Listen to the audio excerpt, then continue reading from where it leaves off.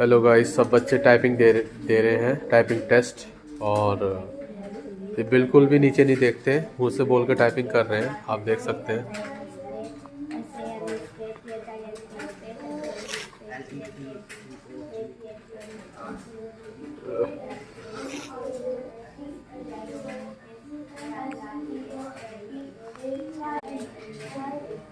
बच्चों का हाथ देखिए कैसे चल रहा है।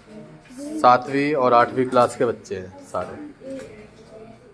अब मैं आपको स्पीड दिखाता हूँ। इस बच्चे की 15 की स्पीड है और इस बच्चे की 24 की स्पीड है और इनकी है 43, 99% एक्यूरेसी। और इस बच्चे की है 24 की स्पीड है और इस बच्चे की है 16 की स्पीड है और इस बच्चे की है 12 की स्पीड। इस बच्चे की स्पीड है 23।